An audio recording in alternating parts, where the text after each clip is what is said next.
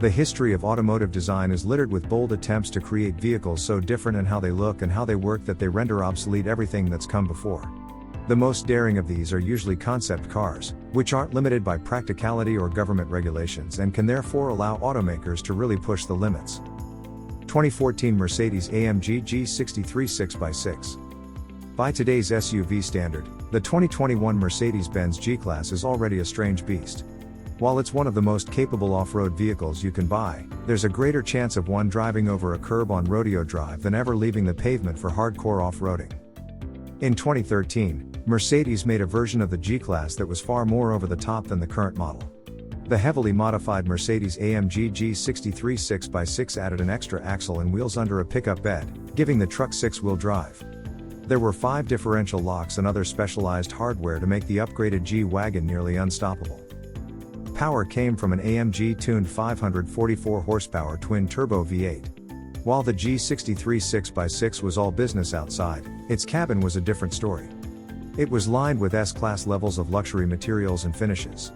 The seats are upholstered in diamond-stitched leather, while its headliner is Alcantara. Carlman King.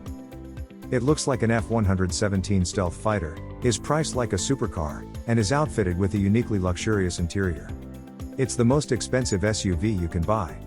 The $2.2 million Carlman King is produced in Italy by a Chinese car company. The massive truck weighs almost 5 tons.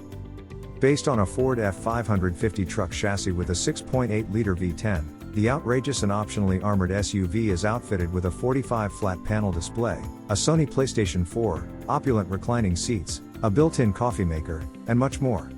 Really, isn't $2.2 million a small price to pay for a starring role in your own sci-fi movie? Lunar Roving Vehicle. The Lunar Roving Vehicle, also known as the Lunar Rover or LRV, was driven in its intended environment only by a half-dozen people. Designed by Boeing in just 17 months, LRVs traveled to the moon's surface on the Apollo 15, 16, and 17 missions. Deployed from a small compartment on the side of the Lunar Excursion Module, or LEM, the Lunar Rover unfolded to create a dune buggy-like vehicle for astronauts on the moon. Its electric drive system consisted of a 1/4 horsepower electric motor at each wheel. 4-wheel steering enabled the rover to make tight turns around obstacles. It could travel at speeds up to about 10 miles per hour, according to Boeing. A computerized navigation system on the Lunar Rover's dash helped keep the astronauts from getting lost on the moon, much like the navigation systems in today's cars keep people from getting lost on the way to Taco Bell. The 4 LRVs built cost $38 million. 3 of them remain on the moon, with the 4th never leaving the Earth. 1997 to 2002 Plymouth Prowler.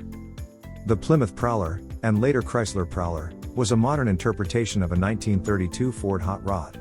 Leading the way were cycle fenders that just covered the front wheels, leaving the suspension exposed for all to see. Its convertible cabin had a raked-back windshield and 2 seats. Plymouth's Roadster shared many components with other Chrysler products, including its underpowered V6, which came from the company's LH sedans. The transmission came from the LH cars, too, but it was bolted to the Prowler's rear axle. The car's steering came out of the company's minivans. Its suspension came from the Dodge Viper. No manual was ever offered, only a 4-speed automatic with an auto-stick manual shifter. At the time, the Plymouth Prowler's extensive use of aluminum was groundbreaking. The Prowler's trunk was so tiny that the company marketed a matching trailer, so you could carry a weekend's worth of luggage and provisions. Launched to critical and market acclaim due to its design, the Prowler never really found its voice. It lasted from 1997 to 2002. Its final years came with a Chrysler badge, following the demise of the Plymouth brand. 2020 Polaris Slingshot. It's hard to classify the 2020 Polaris Slingshot. Even state motor vehicle departments have trouble deciding whether the 3-wheel open-air vehicle is a car or motorcycle. No matter how you define it, the Polaris Slingshot is a blast to drive, with great handling and authoritative acceleration. The Polaris Slingshot has a pair of widely spaced front wheels and a single wheel at the back. A roof is available, but, for the most part, driving a Slingshot is an open-air experience. In some states, you have to wear a motorcycle helmet to stay legal. Power comes from a 4-cylinder engine that makes as much as 203 horsepower. It can be matched with either a manual or an automatic-style transmission. It can be equipped with car-like features such as cruise control, heated and cooled seats, and a 7-inch infotainment display.